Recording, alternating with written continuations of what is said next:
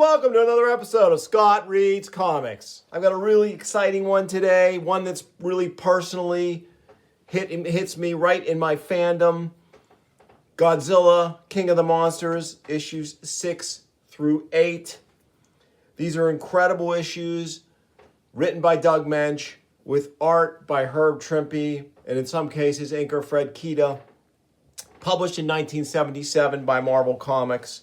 And I'm going to cover these 3 issues in particular because they have one of my favorite lesser or tertiary Marvel characters featured, and that is Red Ronin, the giant cybernetic, effectively Shogun warrior that Marvel created to battle Godzilla. When they signed their license with Toho Studios to publish the Godzilla comic, they could not bring any of Godzilla's Rogues Gallery along with him, so you're not getting King Ghidorah, you're not getting Rodan, you're not getting Mechagodzilla. None of those things were on the table, and so they had to come up with unique kaiju, or at that time they were just giant monsters, and they came up with this robotic foe because at the time, Shogun Warriors, while this came out in 78, Marvel didn't have the license for it yet, but it was a big thing. And I remember getting this very Shogun Warrior, Raiden, for Christmas, probably in 1977 or 78. Marvel couldn't use the Shogun Warriors either because they didn't have that license yet. And so they designed their own Shogun Warrior. They had Herb Trimpe do it, I'm assuming, since he was the artist for the book. And so I first learned I didn't buy these off the rack as a kid. I wasn't getting them. But a couple of years later, I learned about Red Ronin from reading Avengers 197 and 198. And I have those in this excellent Essential Edition right here. So yeah, so Red Ronin's first full appearance in this Avengers storyline is 198. And into 199, and you can see this is drawn by George Perez, the master, so it's really cool stuff. And that's how I learned about Red Ronin. I only later learned that he originally appeared in Godzilla. And so now, all these years later, I have tracked these 3 issues down, and I may even grab a few other issues where he makes cameos. It's funny, though, we're going to see a kind of a Wolverine issue with issues 6 and 7 because the first appearance of Red Ronin is officially Godzilla King of the Monsters number 7. I'm going to argue that he actually appears in issue number 6, but let's get into it. So excited that you joined me for this one. This is a lot of fun, melding things that I love very much. Godzilla, Herb Trimpe, Red Ronin. What could be better? Look at this incredible splash page. And this, we get Herb Trimpe doing full art. Doug Moench is our writer. Bruce Patterson, who would go on to be an inker, is the letterer. P. Raish is the colorist, and Archie Goodwin is the editor. And we have a couple of S.H.I.E.L.D. characters were created for this. Gabriel Jones, really cool here in this cool S.H.I.E.L.D. helicopter. I believe he was created for this series. Recon 1 to leader. I've spotted him, dum-dum. In fact, I'm right on his tail. So, A Monster Enslaved is the title, and he was referring to Dum-Dum Dugan, who takes the lead here. We don't have Nick Fury controlling S.H.I.E.L.D. We have Dum-Dum Dugan controlling the Godzilla Busters, essentially. And another cool first appearance in this issue is this second S.H.I.E.L.D. helicarrier, the Behemoth, which is like a Godzilla-specific helicarrier. And it's really cool. It looks like a giant brutalist flying metal brick. Really neat. And Godzilla here takes cover in this cave as he's being monitored by Gabe Jones. And Gabe Jones is sympathetic to Godzilla's plight, and Dum-Dum Dugan is nonplussed by that sympathy. So here, we're going to get to what I think, it's as controversies in comics go, this is obviously a mild one, but I think how could this not be the first appearance of Red Ronin? Detroit, where Dr. Yuriko Takaguchi, his assistant Tamara Hashioka, and S.H.I.E.L.D. agent Jimmy Woo are gathered in their temporary working quarters at Stark International. You are going somewhere, Dr. Takaguchi? Yes, Tamara. Mr. Stark's technicians have informed me that they are nearing completion of our project and have invited me to inspect their work. I will not be long.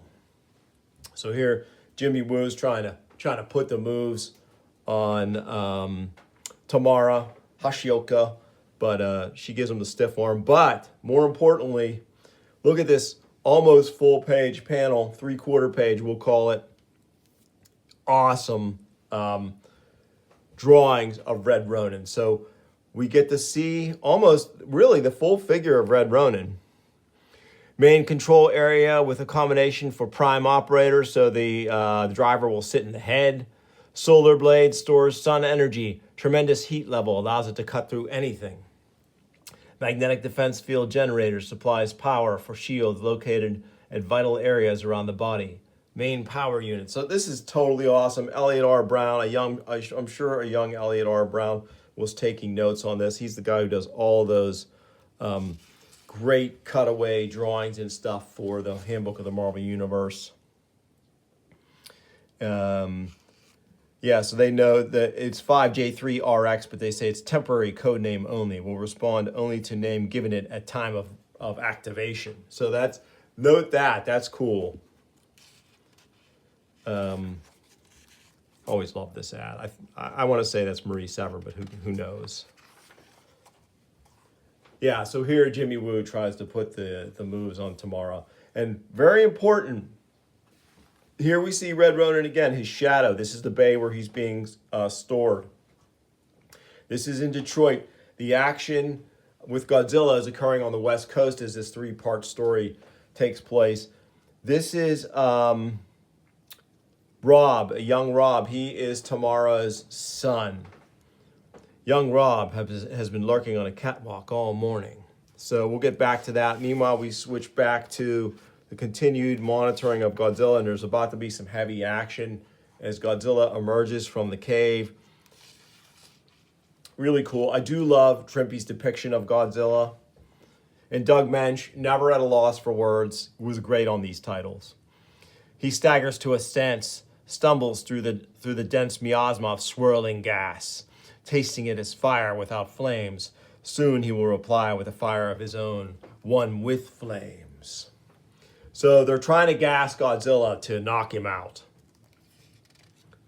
He's still standing, coming out of the blasted cave. We dumped 32 payloads of gas, and he's coming out fighting. Great panel there with him using his atomic breath. And this is a cool double page for the center of our comic here. Really great to see Godzilla fall, and the SHIELD forces are in adulation over the victory. And here we can see just how large the behemoth is. Now scale shifts a little bit in some of the drawing in this 3-parter, and that's okay.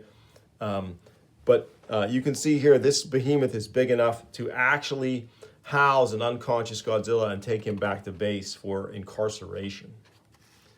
A couple great house ads here. They're really pushing this new magazine. Stan Lee has thought up pizzazz. Back to our story. And here, Godzilla is placed in his pen. And they're figuring out what their next move is going to be. This constraint cage is constructed of specially forged and reinforced thermal plexiglass gauge Mylarocks. Nothing can possibly break out of it. Yeah, sure, just like dinosaurs went extinct a zillion years ago. So we get a lot of that sass from Dum Dum Dugan. Very, very characterful. Again, we go back to Red Ronin. Stark International, night. Everyone has long since gone home, except the security guards. 3 minutes ago, 12-year-old Rob Takaguchi snuck past them, and now, grandfather is old, too old to understand. His creation must not be used to kill Godzilla, but to help him. The control cockpit will be in here, through the eye, in his head. Yes, I've studied grandfather's plans often enough to know where everything is located. So, great. I do love, people often complain about how artists draw kids. I do think Trimpe does a great job of drawing 12-year-old Rob here in these sequences. And this is super important. Rob like Gabe Jones, is sympathetic to Godzilla, and he wants to help him. He wants to use Red Ronin to help him. Meanwhile, Red Ronin was created to battle him. But in this fateful moment, Rob tries to interface with Red Ronin, and there's a feedback loop that knocks him out. For young Rob Takaguchi, it is now truly night. Meanwhile, Godzilla awakens at his base, and we're going to reach the end of issue 6 on a pretty big cliffhanger as Godzilla has escaped. And again, this trippy artwork, the layout's just so dynamic. Let's move on to issue 7, which is officially the first appearance of Red Ronin, but I think I've made a decent case that really his first appearance is issue 6. Doesn't matter to me. I got them both, and I'm not getting rid of them. So this is a great Herb Trimpe cover here, and I love the blue background. And I didn't note in my coverage of issue 6 just now, they have this tagline, from Toho Productions, famed movie series, introducing the mechanized monster fighter. Okay, so this is, they're saying, the introduction of Red Ronin, because this is our first full shot of him in color. And this one is inked by Freddie Kita, Birth of a Warrior. So Godzilla's on a rampage, and he's rampaging toward these nuclear warheads that are, and Dum Dum Dugan even says it, what I was thinking. Meaning the end of the world. Well, that's great, mister. Just great. You sure picked a perfect place to try and contain a monster. And even better is the time you picked to tell us about it. So Godzilla has been contained on a base where live nuclear warheads are also stored, and he's now rumbling towards them. Help is needed. And meanwhile, back in Detroit, we have our first shot of Red Ronin in action. And what a great long, Trimpe is so masterful with these long panels that take up a half to 3/4 of the page. Really beautiful. I love the color in the background too from our colorist. Let's see, this time the letterer is Glenn Simic and Janice Cohen is the colorist. Really nice. And she's, let's see here. And the only one who could be inside is Rob. Indeed, even now, young Rob Takaguchi slumps over the very control panel whose overload circuitry earlier struck him unconscious. So just as there's a disaster impending with Godzilla and the nuclear warheads, here Red Ronin is walking toward these gas storage pods on the base, and Jimmy Woo heroically jumps on this plane and rappels down onto Red Ronin's head and somehow prevents Red Ronin from moving any longer. Really great sequence of panels here, how close it comes to disaster. Nicely done by Trimpe. This is just brilliant storytelling. That we don't see this quality of storytelling as often anymore in comics. I know modern comics look different than older comics, but for me, this kind of storytelling is few and far between now. Rob, is he all right, Jimmy? His breath is still shallow tomorrow, but he seems to be reviving. So Rob's okay. They can't seem to get Red Ronin going, though. And Dr. Taguchi reasons that Red Ronin has imprinted on the first person to put the cybernetic helmet on, and that was young Rob. But theoretically, the robot is in operating condition, and at this stage, it could be our only chance. So they're trying to figure out how to get it to go help out with Godzilla on the West Coast. And here we can see the behemoth helicarrier is dueling with Godzilla, and Godzilla manages to get his paws on it and almost tear it from the sky. Great sequence here. I love this. Look at this. This is just phenomenal. Well, now you do realize it, so just see that you don't forget it. Yes, sir. Everything's under control now. We're stabilized. Damage minimal, perhaps nil. All right, then. Let's take a shot with those newfangled pulsar torpedoes. And those stun Godzilla and make him angry, and he unleashes his atomic breath on the helicarrier. Very cool sequence. Here we got Jimmy Woo desperately in Red Ronin, and he can't get it moving. Godzilla grams, what a great letter page. We've got some fun letters here. We have one letter that's rabidly anti-Godzilla. I won't read it, but it is fun. So yeah, fun letters page.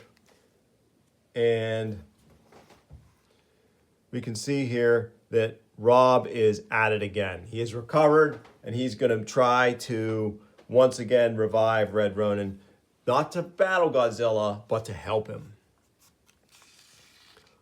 Oh no, Rob, where's little Rob? This time, there will be no mistakes. I feel as if I'm almost linked to the controls. Yes, this time, I know what to do.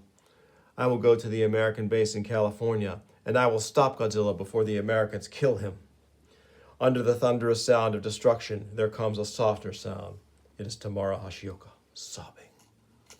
So, great sequence of panels here showing Rob taking control of Red Ronin, flying off. And there's a couple more really cool sequences. This one's particularly great. There's a mountain up ahead. Good chance to test our power. Instead of flying over it, let's try blasting right through it. Great, we did it. And that's power. Guess they won't be calling me Little Rob anymore. Maybe we should give them something new to call us. How about Ronin? Yeah, the Japanese word for a samurai without a master. A warrior who owes no loyalty and knows no flag, who serves no one but himself and his own good conscience. Ronin it is, Red Ronin, and I think we're going to be good friends, Red Ronin. So that goes back to the fateful note in the diagram of Red Ronin.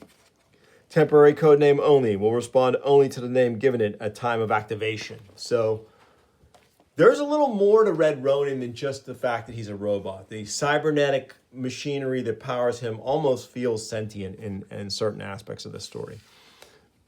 So here we go. Red Ronin arriving on scene to prevent nuclear Armageddon, the destruction of Godzilla, and the West Coast. All piloted by young Rob here. And he lands, and we're going to have a pretty fateful first meeting here. And look at this. This is dynamite. Wow. Totally awesome. Godzilla whirls, an earth-shattering roar ripping from his throat. He has been hurt. He does not like it. And he is determined now to destroy everything in sight. Between Godzilla and the nightmare of nuclear devastation stands a grim and gritty youth, in control of the most powerful thing ever built by man. This is it, Red Ronin. And I sure hope we make a good team, because we've already made Godzilla plenty mad. The stage has been set for a moment teeming with tension, a moment to be continued. Next issue, the Battle of the Ages, when two raging titans clash on a field laden with potential holocaust in Godzilla versus the Red Ronin. So they leave us with a real banger of a double-page spread with our two titanic foes facing off. Really great. And now the third issue of this three-parter, Titan ×2. And I have to pause for a second. I loved the blue on issue 7. Pull it back here real quick. But I think I love the orange background on this issue 8 even more. And we get a phenomenal Ernie Chan cover. Man, Ernie Chan could draw anything. Phenomenal inker, but also a tremendous artist in his own right. And, you know, for a guy who spends a lot of time drawing and inking Conan, they throw him this Godzilla cover and say, hey, yeah, giant monster in a modern setting fighting a giant robotic samurai. Ernie Chan's like, yep, hold my beer, I'm in. And this looks incredible. Rage of the Red Ronin is our tag. Really beautiful. And then inside, we have another gorgeous splash page from Herb Trimpe and Fred Kita. Really great, showing us our protagonists here for this story. Doug Mensch back as the writer. Denise Wool letters, Phil Raish colors, and Archie Goodwin still the editor. So really superb storytelling and layouts again throughout this three-parter, and it continues here with issue number 8. As once again, remember, Rob is not fully checked out on how to run Red Ronin. He doesn't have the intensive training. Wish I knew what all these controls are for, but there's only one way to find out, I guess. The laser blade. But we can't use that on Godzilla, Red Ronin. Its heat might slash him. Godzilla sees it as a threat, though, and attacks. And he's got Rob a bit on the rocks here. And, of course, the shield agents and the behemoth don't know what to make of this. Godzilla's coming closer, ready for another attack, but we can't use the laser blade. We can't. Within the helicarrier, Dum Dum bellows. Whoever's inside that tin can, why doesn't he do something? Godzilla's going to roll right over him in a minute and stomp those nuke missiles. Gabe Jones repeats very quietly, yeah. Can't hurt Godzilla, but so hot in here. Red Ronin's skin's starting to burn. Gotta do something. Gotta stop him. So he's able to attenuate the power of the blade through intense concentration, making it less lethal, and he strikes Godzilla, knocking him down. Learning on the job is young Rob. And Jimmy Woo lets Dum Dum know that there's actually a 12-year-old boy piloting Red Ronin. No, the shield craft. It's coming down to attack Godzilla. Why don't they just leave this to us, Red Ronin, instead of always trying to kill Godzilla? Well, they've left us no choice. We've got to do it. So he uses the laser blade on the behemoth. Really great. I love it too. Appropriate demonstration of the scale of the vehicle here, because you can see it's large enough that even Red Ronin could be fit inside its compartment, just as Godzilla was in a previous issue. We've had it, Dum Dum. That jolt knocked out all weapon circuits. Be a while before auxiliary power cuts in. Oh, why me? So Duggan is very put upon in his attempt to corral Godzilla. A great use of Red Ronin's rocket jets here. Got to get Godzilla out of here, away from the shield craft. So he deploys these super strong metal ropes, essentially, and harnesses Godzilla, and he's flying him away. And it is cool here. Godzilla is larger than Red Ronin, but they're sort of in the same size class. Really great use of perspective here from Trimpe. Very cool. This is not easy to draw something like this. I love the 3 long panels for the storytelling on this page 15. Really nice. Easier said than done, however, for if Godzilla has been initially disoriented by this weird, wild aerial sleigh ride, he now recovers with justifiable rage and tact. So they've reached the famous San Diego shipyards as we get to the middle of our comic here. He's far stronger than we thought, Red Ronin. Whipping us around. Must try to maintain. No! The cybernetic helmet ripped loose. I've lost contact. Red Ronin's out of control. The cables melt like African snow. Doug Mensch. Awesome. And both Titans plummet straight for disaster. City down below. Must be San Diego. Got to reach helmet. Dazed. Hit my head. But got to stop the fall.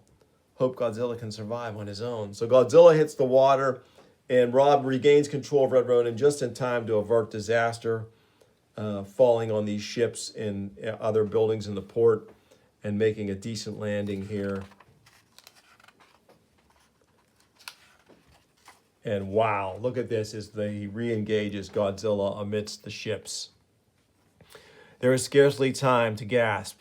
Instants after Red Ronin's pile-driving descent, Godzilla rises, shrugging off battleships and bellowing amidst minor tidal waves. It is a nightmare come true, the ultimate shock image ever to be witnessed by man, and a moment the San Diego Naval Yard will never equal nor soon forget. If only we could have made it out to sea, Red Ronin. We would have dropped Godzilla to safety. but his extra weight slowed us down, even concentrating at full power. And now he thinks we meant to harm him, so he wants to destroy us. Great shot here. We must fight him, drive him back away from the city before he destroys it as well as us. So Godzilla unleashes his atomic breath again. But this time, awesomely, Red Ronin gets his shield up, and we get to see the shield in action, almost Captain America style. My mind is clearing. Reaction time, much better. Let's see what else your shield can do, Red Ronin. Great. Even with poor aim, its sensors found the target. Now, if the rotary homing device works as it should, the shield will come back to us. So great. And I love the shot of Rob inside Red Ronin's head here. You can see him through the eye. This is very cool, very Transformers. Time to try out your left hand. So it becomes this rotary cannon, and he ducked. Look out, his tail. Godzilla knocks him over.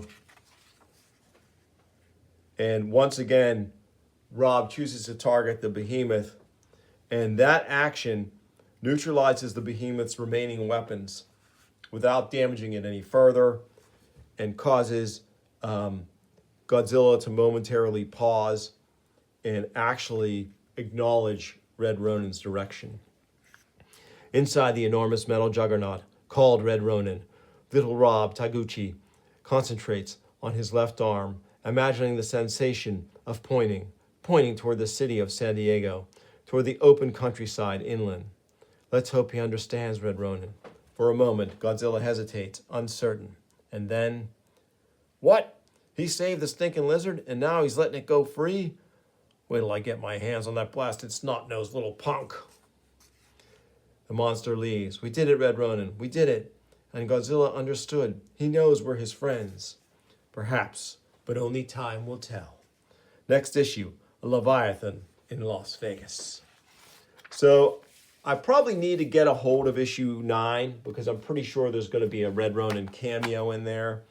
And I'd like to just get as many of his appearances as I can because I just think he's visually so cool and just a neat story device. And really a character of his own.